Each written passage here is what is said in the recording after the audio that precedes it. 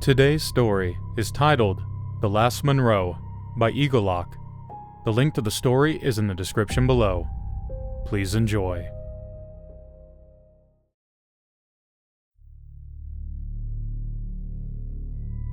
We were all gathered round a table in the pub just before Hogmanay, the room alive with cheers as friends reunited after far too long apart.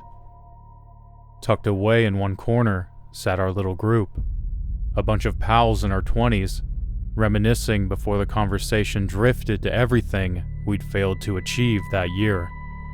The mood turned quietly deflated. Then Fergie raised his pint. "Let's do something crazy this year. Make 2025 our year." Amy grinned. "Let's go. Munro bragging." Drunken enthusiasm swept around the table. We all nodded, clasped our hands together like we were sealing some sacred pact, and promised we'd start as soon as possible. Before we knew it, the year had slipped away, and when we met again at Christmas, wearing paper hats and exchanging crudely wrapped presents, Fergie decided it was time to remind us just how spectacularly we failed. "Well, Amy kept making excuses." "Oh, please," Amy shot back. "You can't exactly say your summer of trying to get with every girl at the university was conducive to Munro bragging." I sat there, certain the real culprit was a shared aversion to physical activity, mixed with a healthy dose of laziness. I absent-mindedly palmed the magic fish from my cracker and picked at the scraps left on my plate. "How about we do a really big one?" Fergie said. "No, the big one.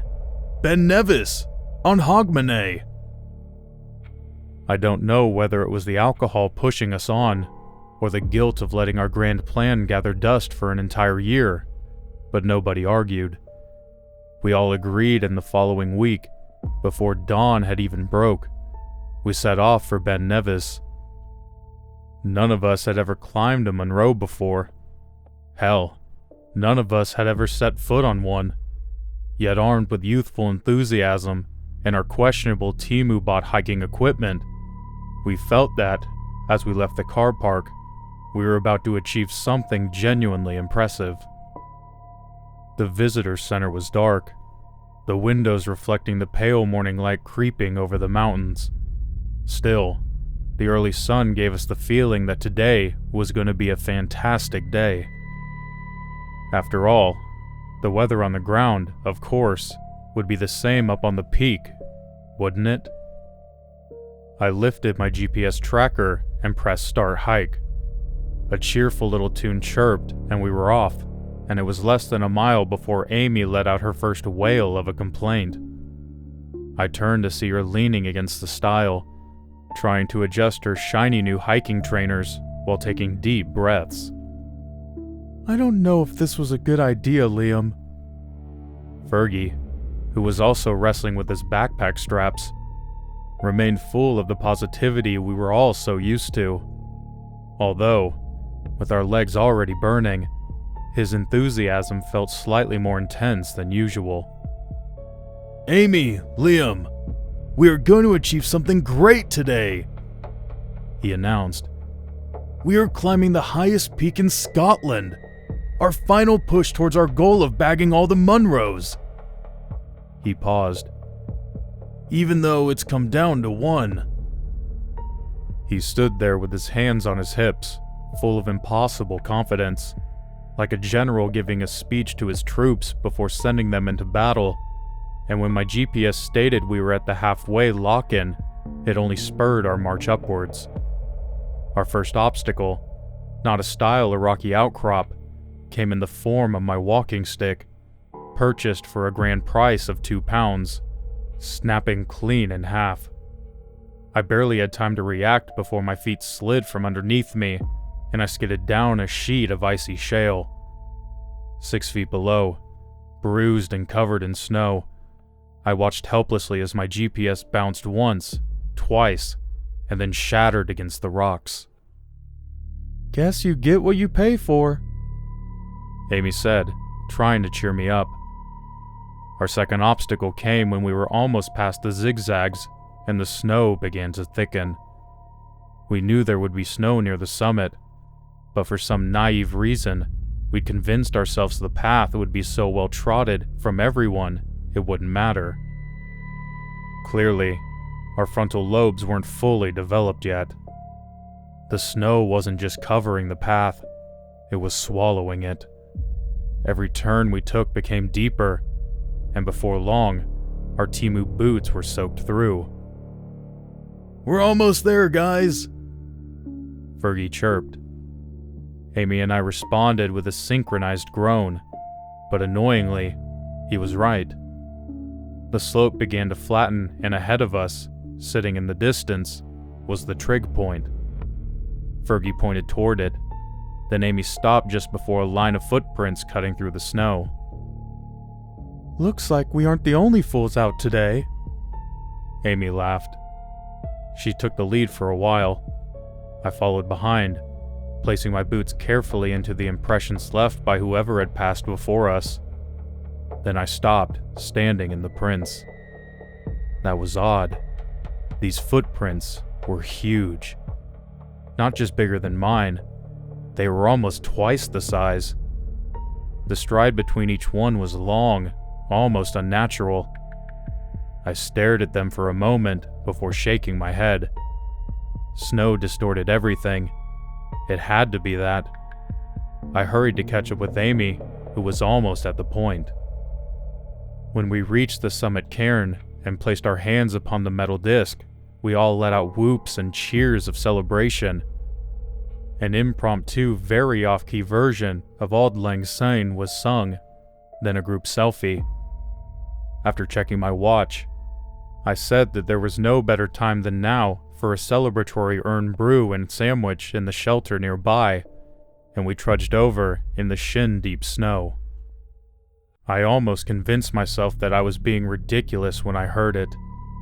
A crunch of snow underfoot. I paused, and for a moment, I just listened, but heard nothing but the shovels of shale rock deep underfoot, and the wind that was whistling through cairns. I assumed it was most likely Amy. After all, she had been complaining most of the morning about her triple T's, the terrible Temu trainers, as she said. "Hurry up.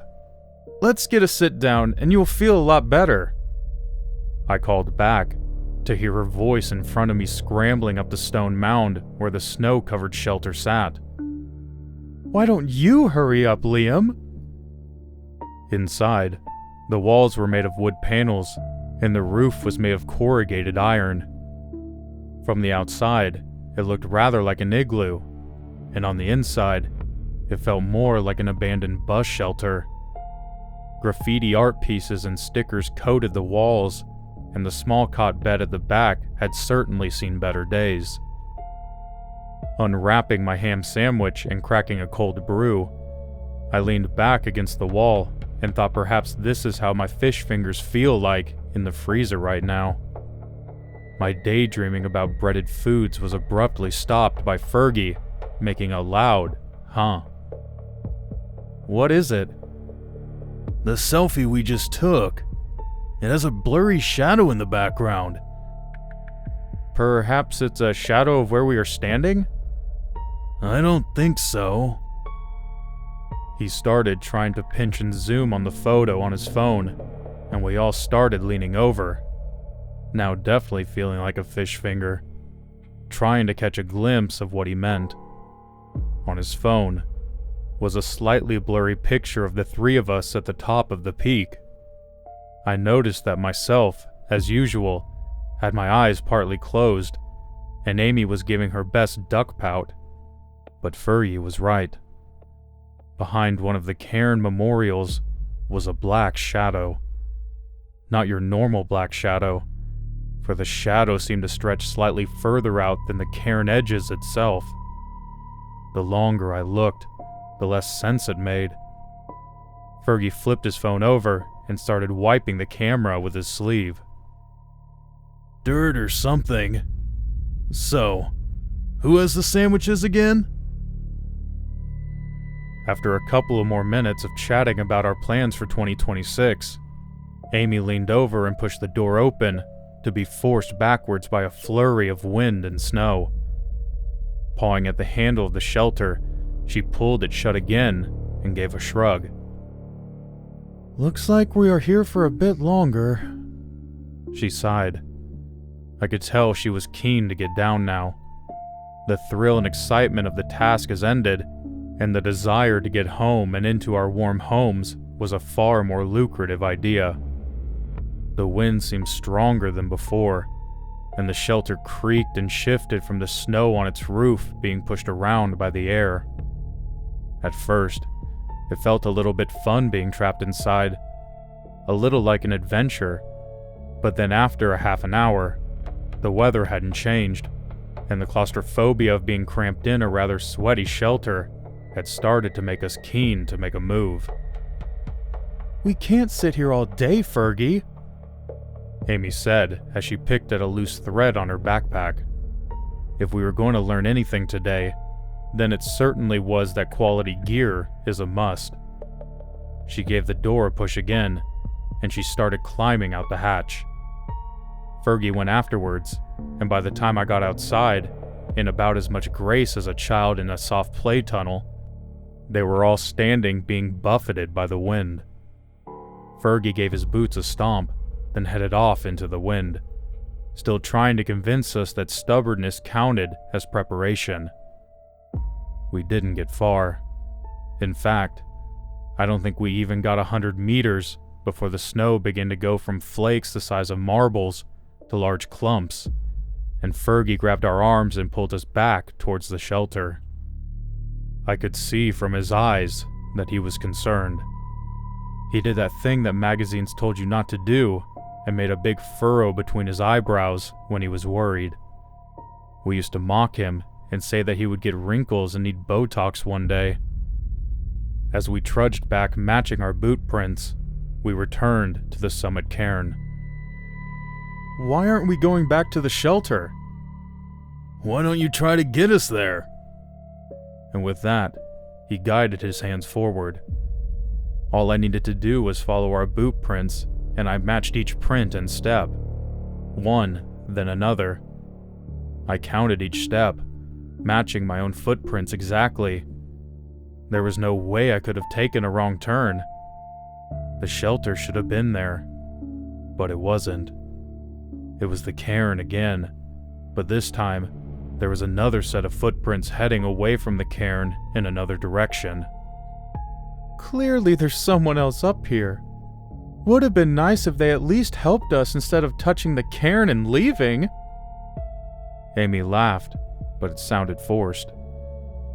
Well, I guess that must be the path we are meant to take, Fergie said, and began walking off in the direction of the footprints, but a part of me was concerned. They were the footprints from before, the ones with the impossible stride. We continue onwards, our feet crunching while being blanketed by the never-ending hypnotizing snowflakes. Fergie took the lead confidently, striding onwards. "Liam, help!" Came a faint voice that sounded like Amy from over my shoulder. I paused and turned around expecting to see Amy trying to fix her trainers again and falling into the snow, but saw nothing but a wall of white. "Amy?" I called into the snow and was startled when a gloved hand grasped my shoulder. "Liam, are you an idiot? This is how we get separated. Stop lagging behind." She held the scarf at my neck and gave me a shake similar to how you would wake someone from a long sleep, and held my hand and pulled me onwards. We saw the figure of Fergie heading down the slope and hurried to catch up, tripping and stumbling as the snow began to cling to our legs and make us walk oddly. Fergie seemed more incensed than ever as he plowed onwards. Once in a while, he would turn to check if we were still there, then move onwards, as if he was worried he had left us behind. Often, his figure would become obscure by the snow, then he would appear again in his bright red jacket. He was like our little red lighthouse in the storm. A squall of wind and snow obscured him again, and far ahead, we heard the sound of him calling out, his voice almost swept away in the wind. Over here! I paused briefly, almost setting Amy off her balance, and listened again for him to call. Over here, guys! I found the path again! His voice came from slightly to our right, and we adjusted our march to meet him on the correct path. Except after 5 minutes of trudging through the quicksand-like snow, following his prints, we found 3 steps, then 5, then 10, then nothing. Fergie? We aren't athletes, remember? Amy shouted, but her shouts were lifted by the wind and snatched from her mouth. There was a pause, then the sound of a crunch just behind us. We turned to see a large set of footprints behind us, beside our 2 shuffling pairs of tracks. They were fresh, as the snow hadn't had time to soften them, and with the speed of the snowfall, it had to have been recent. Someone had been standing behind us, and I knew those footprints. They weren't ours. Who's there? Fergie? I shouted and held Amy's hand. I'd spent the last hour pretending I was not scared and that I was brave, but at this point, I was feeling more like a child lost in a supermarket without its mother. I started pulling Amy's hand and leading her down the slope when I felt her stop. We can't leave without Fergie, Liam! She cried and pulled at my arm, but I was split.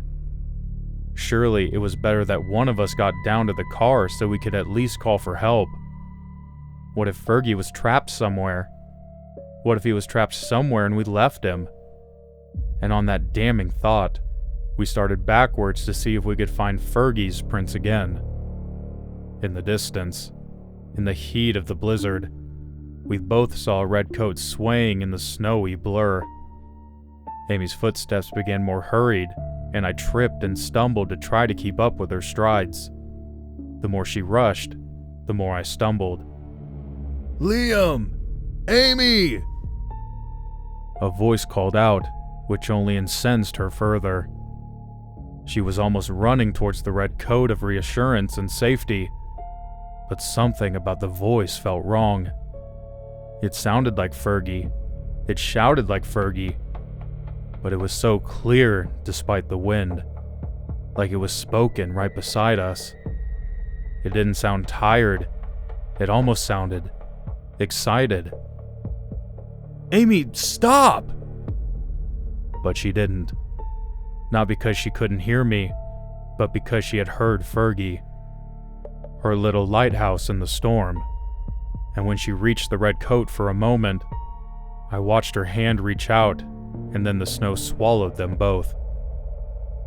I pushed forward as the blizzard isolated me further and further. It was supposed to be a big thing. A story we told for years. The time we finally stopped being 20-something failures and actually did something worth remembering. We were supposed to laugh about this. I hurried forward, desperate to see Fergie's red coat appear from the curtains of snow and feel the relief sweep over my body. I followed Amy's clumsy footsteps, her print slowly being erased by the falling snow, and my heart dropped into my stomach when I felt my foot sink into something that wasn't snow. I brushed the snow from my feet. I found Fergie's red coat. But there was no Fergie, and also no Amy. Then behind me, I heard a quiet set of crunches. One step, and then another, and it stopped just behind me, as if waiting for my next move. Liam, help! Came a mocking voice that sounded like Amy. Liam, help us! Came another voice that sounded like Fergie. But I knew it wasn't them. I knew. Years and years of day drinking in parks and lying in Amy's bed mocking her taste in older men. Yet my body still wanted to turn around. I wanted to see Amy and Fergie smiling back at me like we were in the selfie. I wanted to see it so bad. I gave myself one last push and hurled myself into any direction. I clawed and swept at the snow in front of me as it clung to my eyelashes and lips. Every step I took, another crunch would echo behind me like a marionette being followed by its puppeteer. Both were rhythmically in time with each other. I would hear a gasping breath, then the next moment, it would say something we had said before. Who has the sandwiches again? Stop lagging behind! Amy, stop! Amy, stop! Mocking me, using my own scared voice. I fought with every ounce in my body. I had to get down the hill, and I had to get help. The help would save my friends. Then New Year's Day we would all be together celebrating 2026, with grins on our faces and a tale to be told, but every step sapped the energy from my legs. I slowly took smaller strides, and the crunches behind me matched as I stepped. Then, I collapsed to my knees as tears turned to ice on my face. Something changed, and I could feel my heart start to slow. Despite the icy wind cutting into my skin, a warmth passed over my burning blue hands like a soothing balm. The snow no longer felt like 1,000 needles pricking my flesh, but a cloud-like cushion. My thoughts, as well as my vision, became muddled. Yet, there was still a noticeable voice in the back of my mind, slightly muffled by the sirens in my head lulling me to a final slumber. But it was still there, still screaming at me to get help. It would come for them next. I knew that. Yet, all I wanted to do was sleep.